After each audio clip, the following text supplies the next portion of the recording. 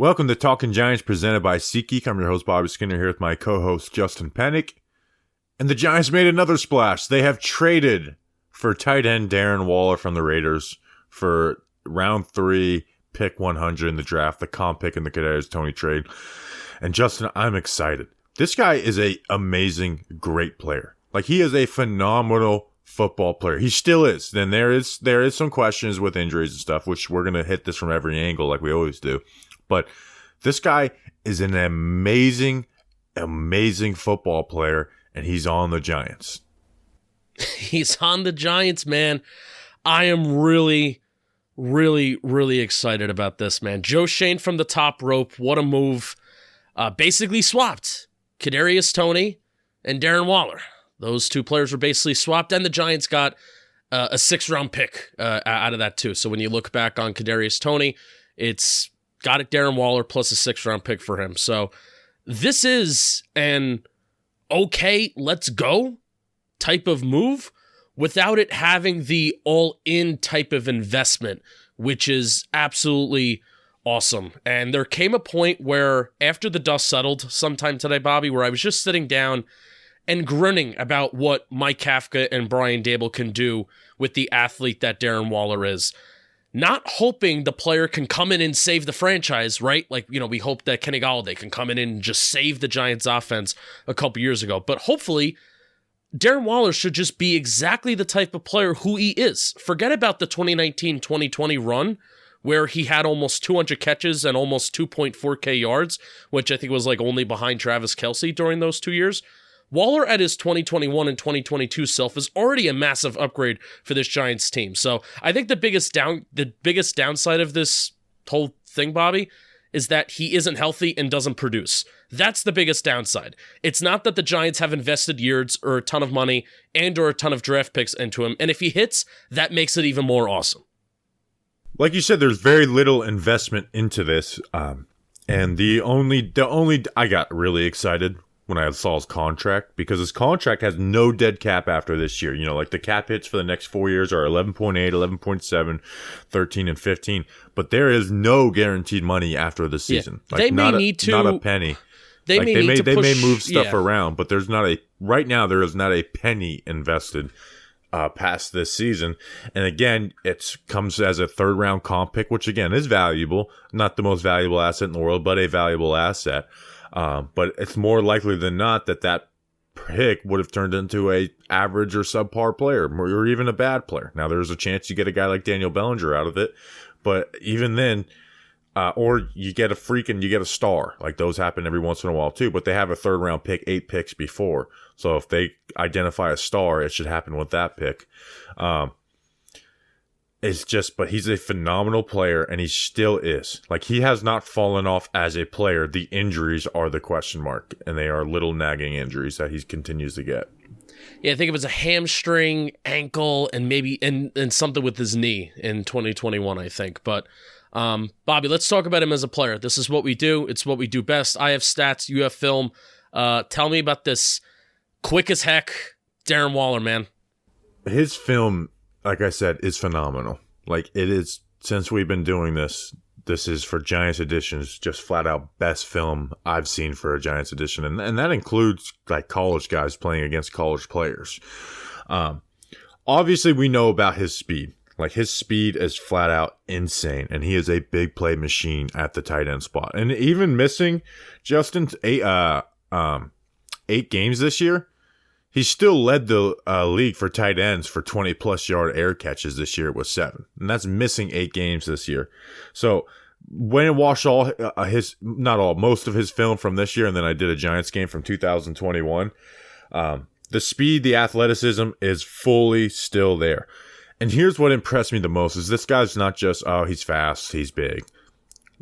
I watched him go up in man coverage versus Minkah Fitzpatrick, Derwin James, James Bradbury, Fred Warner, and he cooked these guys. He cooked them consistently in man coverage, press man, off coverage with double teams. Like, he consistently killed these guys, and he wins quickly off the release. He knows how to tempo his routes to where he's not just like going full speed and running into holes and open space in the zone. There's times for that, but like he knows how to get into his release and stack corners and safeties at an elite level.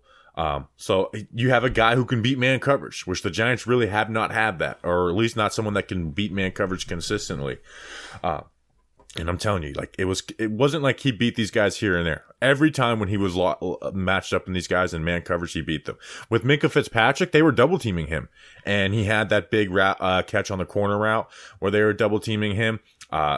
Derek Carr missed him in the end zone where he was essentially triple teamed, but it was a full he was bracketed, and then the safety came over the top. He won that battle.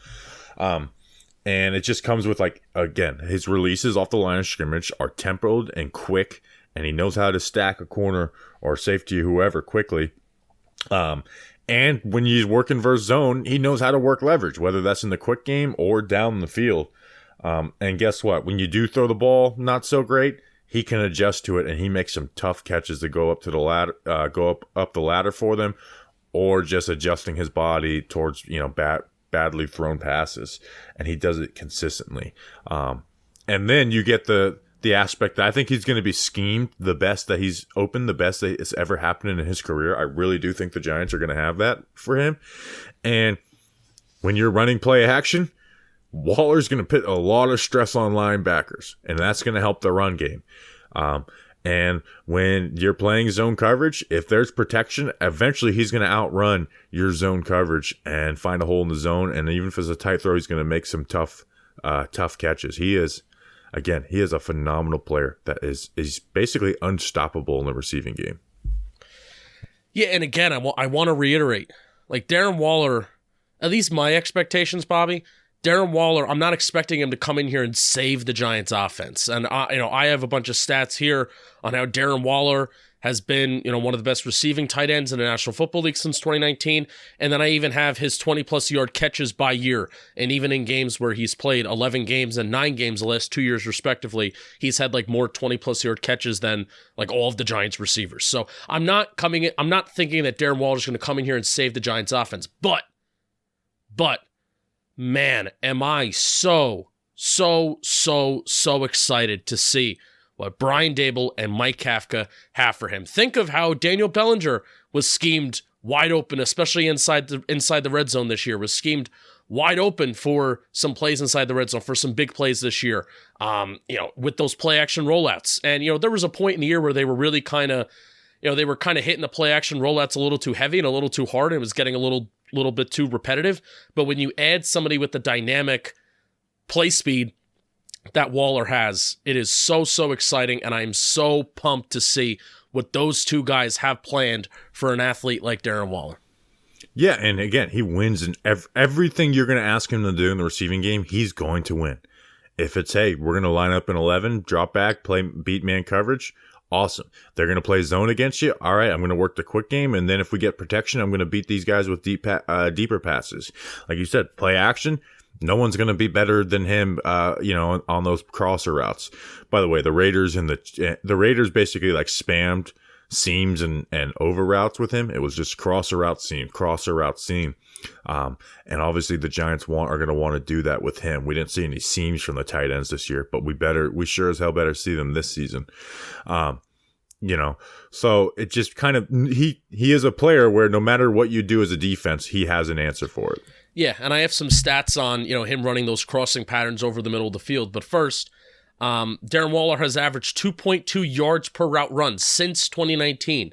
That is the fourth most among tight ends with a minimum of 800 routes. So he's been a top 5 receiving tight end in the National Football League since 2019.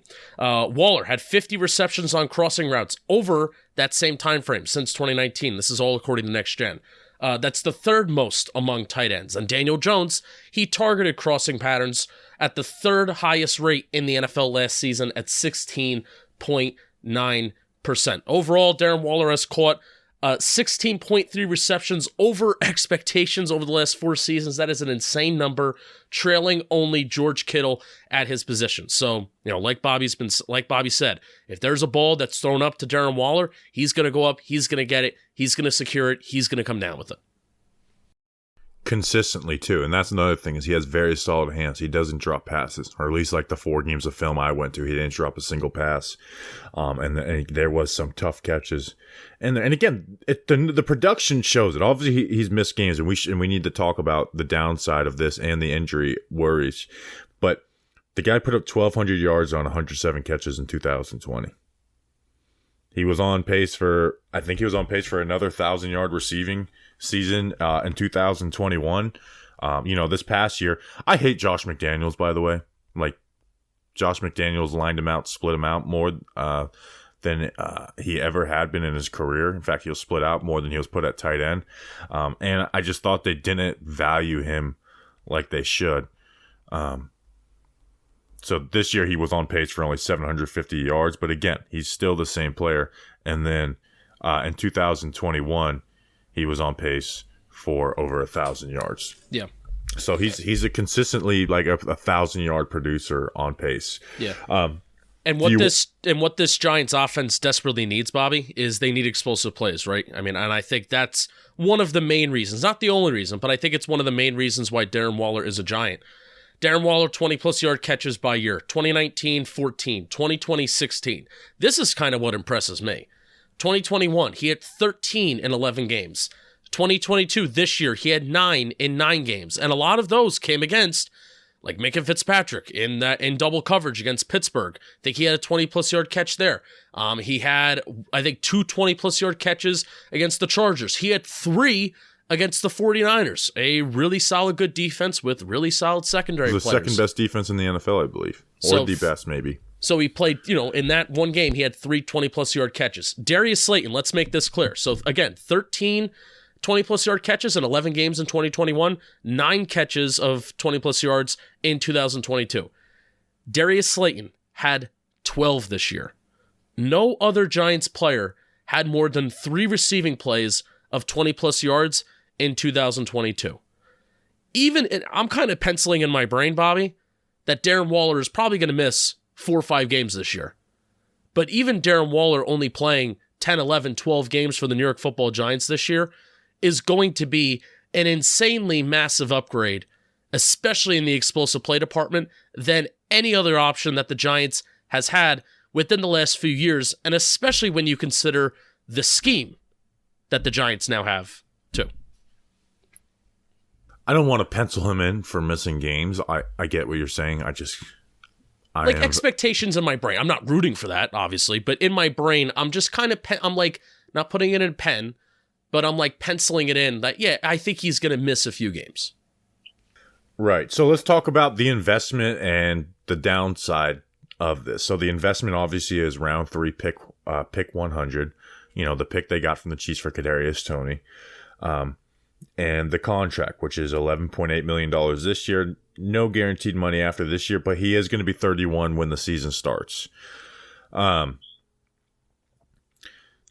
Here's how it can be a negative, is that the injuries are really bad and he's missing lots of games. Like he's missing, 10 plus games consistently, and you're just never consistently on the field. But here's why, for a team that this is a win now move, and this is why I don't mind this move now, is because even if it bottoms out and you get worst case scenario where he's not consistently on the field, Justin, you didn't invest very much. Again, contract wise, you're not investing anything after this year.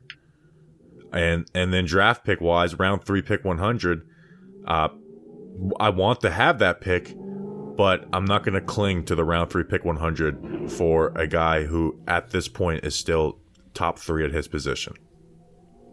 Yeah, I 100% agree. 100% agree.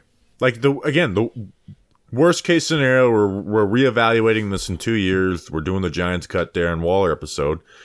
I don't think we're looking back at that and being like we're looking back at the Kenny Galladay. Like, nowhere near the Kenny Galladay. This is like 15% of the investment of the Kenny Galladay contract. One, just $6 million less on an average annual value basis. No guaranteed money after this year. And he's just a much better player than Kenny Golladay. But I don't see us looking back at hindsight and being like, we shouldn't have liked that move. Yeah, like I said it at the start. The only thing that will suck is that if it doesn't work and he's hurt, and then it's like, damn, it just didn't work. I don't think we're going to be kicking ourselves over the money that we owe him, or the pick 100 can turn into a stud, and great for the Raiders if they draft a stud, right? But I won't be losing sleep over that necessarily. Yeah, I mean, listen, yeah, that is the negative side. Like 2 years from now, I'm like, hey, a team that wasn't a Super Bowl contender this year made a win now move and traded away a top 100 pick, literally the 100th pick in the draft. But I can't even play like good radio right now and be like, yeah, you know what, you're right there. Where there could be a down. There's not. Also, it's investing in Daniel Jones. Yes. And it puts a lot less stress on the rest of this offseason with wide receiver additions, where it's like you have a playmaker. You have a flat-out top-of-the-league playmaker on your roster. Now, if he misses games, we're back in this crappy cycle of the Daniel Jones conversation. So I think the Giants are going to add a wide receiver at some point, whether that's through the draft or in free agency while you're listening to this. But also you have to be realistic too, where the cream of the crop guys in the National Football League don't just become available, right? And not for this pick either. Correct. And not for this little investment, like you just said. The cream of the crop weapons in the National Football League are being locked up by their teams, or teams like the Miami Dolphins are giving up a king's ransom for the opportunity to extend Tyreek Hill and then give him one of the biggest wide receiver contracts ever. That's what's happening. And the Giants are not in a position to do either of those things, whether it's give up a massive haul in a trade and then therefore give a massive contract extension to a top-of-the-tier wide receiver. Now, hey, I don't know what could happen. Apparently the Giants aren't done, and I'm not going to be holding my breath on what's tomorrow, Wednesday. I'm not going to be holding my breath on Wednesday, waiting for a move, because it may come. And what gives me a little bit of security, Justin, is the fact that he did come back last year at the end of the season, and he was amazing still. Like, he didn't lose a single step. Like, he's very clearly still an amazing, great player.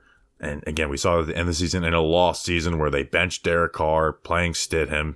Like he was playing with Stidham those last couple of weeks of the year, and he was a top tier player, like top of the league, best tight end in the league besides Travis Kelce type player. So that's what, again, I think this is a very low risk and extremely high reward signing or trade. Yeah. It just comes down to the coach. It comes down to the coaching staff. I don't want them being as stubborn as they were last year to not push the ball down the field. They got to push the ball down the field. And that's trusting. This is how you trust Daniel Jones more, by giving him weapons like this. And I was really surprised to see how consistently, I told you about Darren Waller's, 20 plus yard catches by year, but here's his deep targets rankings by year when it comes to tight ends. So 2019, he was fourth. 2020, it was second. 2021, it was second. And then 2022, first. Despite only playing 9 games, Darren Waller had the most targets, 20-plus yard targets in the National Football League for all tight ends. And this is a dude that's really fast. He has yak. Oh, Bobby Skinner just jumped. What was that? There was a wreck at the finish line. We finished second by 0.04 seconds. Oh, no. Our Talking Giants number 84 truck, Anthony Callantoni. Oh, no. We were in 4th place. I was like, they're going to wreck. First and second is going to wreck. Maybe it was whatever it was close. Like the difference is 0.04 seconds. So we'll see. Oh, damn. What ended up happening. Yeah. Why don't you talk to us about while I'm trying to sort this out, because I'm going to be honest, I'm very distracted right now. Yeah. Why don't you talk to us about who Michael Nati, not Natty Light, but just Nati, and Christian Martinez, Blake Martinez's brother, who heard us talking about so much on the last pod. Who are these people, Justin? Yeah, they went over to patreon.com/talkinggiants. And for $2 a month plus some of the tiers, you get to hang out with us live while we record the shows. You get to hear Bobby talk about film. You get to hear me talk about stats. And you get to hear the episode before anybody else does, which, I mean, hey, I think that's quite a benefit within itself. Bobby Skinner will also send you some stickers in the mail, and there's some shirt raffles that happen twice a month. And then while Bobby Skinner's still distracted, I want to tell you, I want you to go back to the 2019 season. Yeah, Darren Waller, you could say that he's lost maybe a step or two from the 2019 season, but I want you to go back to the 2019 season. There was a play that it was against the Broncos. It was a 3rd and 9 deep in the Raiders' own territory. Darren Waller had a 75-yard catch. So I want you to go back to that play, and I want you to watch it. So that play, that 75-yard reception that Darren Waller had on a 3rd and 9 against the Broncos in 2019. This play had the second most yards after the catch over expected from the 2019 season, according to the Next Gen. The play was expected to go for 19 yards. It was a screen play. Screen on a 3rd and 9. They shouldn't get that right. Darren Waller makes it 75 yards plus 62 yak above expected. He also hit, this is the more impressive part, he also hit a top speed of 21.76 miles per hour on that play as well. You want to know what Saquon Barkley's top speed play from the 2021 season was? From the 2019 season was? It was 21.89 miles per hour. Basically, Darren Waller and Saquon Barkley's top speed from 2019 was the same exact speed. The top speed of 21.76 miles per hour was the 8th fastest speed from the 2019 season. Yeah, I'm excited to see Darren Waller's speed be utilized in this offense, and this coaching staff has to be committed to using it. And you mentioned that play was on 3rd down. He makes 3rd down a lot different of a down for the Giants. Where again, one, he's 6'6". Who are you going to use to cover him? You going to put a safety on him? Are you going to work zone coverage? Because he'll beat that. If you're trying to sit and jump on routes, he's going to beat you on an over route. If you're playing man coverage, he's going to beat you. If you're playing off man coverage, he's going to open up your hits and hit a curl route like he's a wide receiver. Like, he just makes everything so much better on every down. Except for running downs. Do we want to talk about the one negative part of his game? Can I read an ad first? Yeah.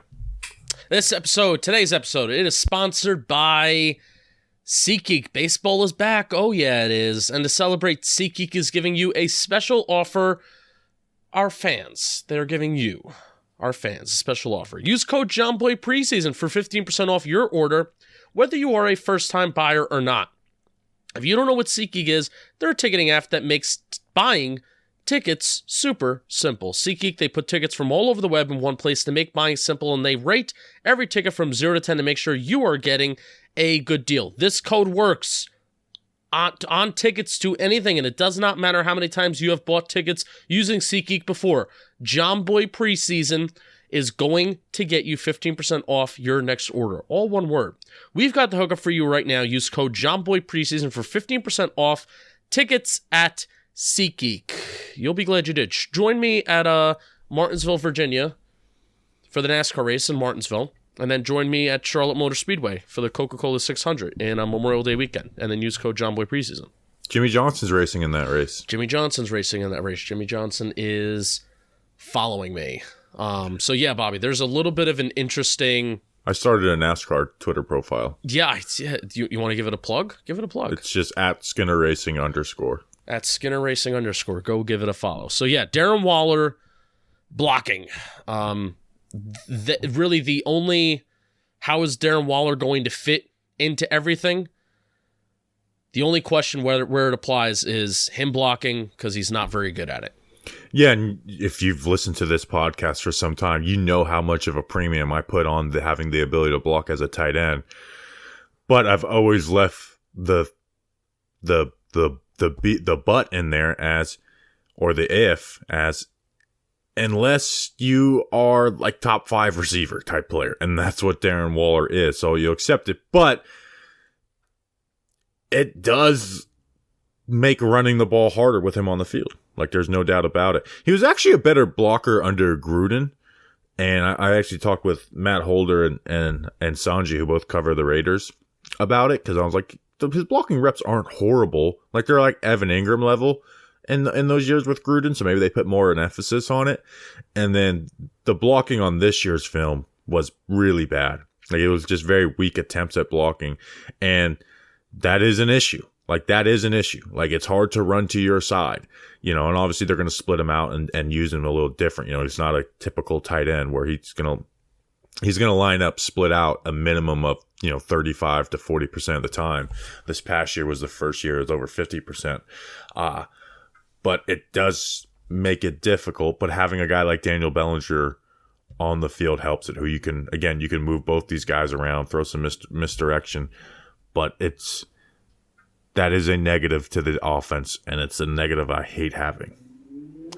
I proposed this with Evan Ingram while he was on the roster, and this is especially when we had Kyle Rudolph, and this is especially when we had Caden Smith on the team, and knowing that Evan Ingram was really injury prone. There's sets of plays, few plays, maybe not series is maybe a stretch, but if there are certain game plans and there are certain games where we want to run the ball a little bit more, and maybe we want to utilize a blocking tight end more, then I'm okay with managing Darren Waller's reps. The issue is you give tendencies to the other team of like that they're going to run out of this formation. They want to run out of this formation. Again, it's not every play, but that was part of the Giants' success is like the tight ends, none of them were great receiving threats at the end of the day, so that's part of it too, but it's like there was never a formation where it's like, okay, this is their running formation. They're really their only tendency they put on film that was like clear cut is Marcus Johnson is on the field. They're probably going to run play action with a deep post and an over route. So do you think they resort back to what Josh McDaniels did this year and mainly have him line out wide? Not mainly, no. Obviously, you're going to split him out there probably like 35% of the time, but part of his value as a receiver is lining up in line and putting some heavier formations on the field, having the threat of the run. But I think it's a lot of it's going to fall on the tight end coach Andy Bischoff. That hey, you got to put an emphasis on it. Put an emphasis on it. Again, he's not going to become a good blocker, but he was a better blocker than what he was this last year at one point in his career. So put in, hey, this is not going to be something we're okay with you not being good at, or at least like not putting any effort or being good, like close to manageable at. Was Andy Bischoff in Baltimore while he was there? I don't believe so. Somebody was in Baltimore while Wink was. Andy Bischoff was an offensive assistant with the Ravens 2016 to 2017, and Darren Waller was a Raider in 2016. So yes, Andy Bischoff was there. You just created a tweet for me. I just created a tweet for you. Now, I read Dan Duggan's article. One of the reasons why Darren Waller's career really took a little bit of time to kind of get off the ground, he didn't have his first... basically, his first season that he really participated in and really started was 2019, and that was his first 1,000-yard season. Struggled with alcohol usage, alcohol and substance abuse. So 2015, 2016, played for the Ravens, was out, suspended, something with, did not play at all in 2017. So he had a very, very late start to his career. So the reason why he didn't play or have production in Baltimore may not necessarily be related to production or talent. It was just related to he kind of just had stuff going on off the field. So Andy Bischoff is familiar with Darren Waller. Yeah, so be like that could be like a red flag. To me, he's clean and sober now. No, that's not it's not a red flag. I'm not. I just wanted to, because that's not. I guess most people know that story. But like that is like a true like that he's changed much, obviously for the better. Yeah. So and that's why like the injuries, like although he will be 31 this season, he also didn't get as much wear and tear on his body that he would have had if he was a regular 31-year-old, right? Right. Where like he didn't, like you said, he didn't really play until 2019. Right. Do we have anything else on this? I know it's a short episode, but it's an emergency pod because the Giants signed freaking Darren Waller, baby. I have some stats from Doug Analytics. remember we were talking about over the course of the year about how the Giants, their players and their scheme relative to their average depth of target were some of the best, had some of the highest catch rates in the National Football League. Well, Darren Waller also is kind of in a similar pool with having a very high catch rate relative to his average depth of target. Darren Waller had and again, this is Doug Analytics. Darren Waller had a 65.1% catch rate with an average depth of target of 13.4 yards this year. That is an average depth of target that is pretty high for him considering some previous years, but it was a different scheme under Josh McDaniels where he was lined up a lot as a slot wide receiver and he was flanked out wide.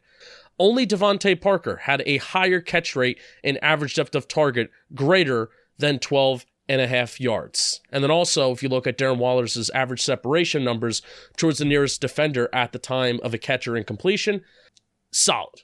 It's solid, especially when you consider that his average depth of target has been somewhat substantially higher for tight ends as the years have kind of gone on. Yeah, again, like he missed 8 games this year and led the league and deep targets this year for tight ends. Led the league. And as the league is trying to get smaller tight ends and these speed type guys. So Giants truly have an elite weapon. The only question mark is, can this elite weapon stay healthy? Like he is playmaker number 1 for this Giants offense, more so than Saquon. Like he is better at his position than Saquon Barkley is at his position. And I mean, if you're considering like wide receiver, tight end, like receiving weapons for Daniel Jones, it's not even close. Like who's the second best weapon that Daniel Jones has had for him? Golden Tate, Sterling Shepard. Yeah, I guess. Yeah, either Golden Tate or Sterling Shepard. Darius Slayton 2019. Even Golden Tate like averaged more yards per game that year too. So. Yeah. This is huge. Yeah. So I'm so excited. Now, please God, don't let this be like it's week 15 and it's like Darren Waller has yet to score a touchdown. He's not like a guy who's like he's not like the Kenny Golladay. It's like this is the touchdown maker guy. He's just making big plays guy. But like, don't do this to us. We cannot have that. I'm really excited for camp.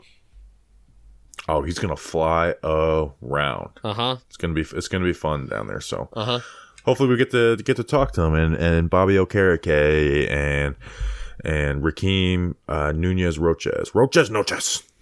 Nacho. Yeah, we shared this with Patreon. Are we friends with Bobby Okereke? We're not friends. We're getting friendly. We'll see. I don't like getting friendly with new players. He followed us. Yeah, but I don't like getting friendly with new players. So play really well for the Giants, and then we could become friendly. That's the rule. Okay. All right. So. All right, that's an episode. We will be back on Friday. The Giants will have some signings, even if it's minimum contracts, bringing back Jahad Ward. We will be back Friday with a podcast. They could do something big and crazy. Imagine we have to do another emergency podcast, but I don't see that. Really, the only thing that would warrant an emergency pod, I think, is trading like the first round pick. Like, would trading for Jerry Jeudy warrant an emergency pod, or would we just wait till Friday? I don't know. Jerry Jeudy? Yeah, we would have to do it. All right, well, we'll see you when we see you. We appreciate you guys. We will see you when we see you. Until then, let's go Big Blue.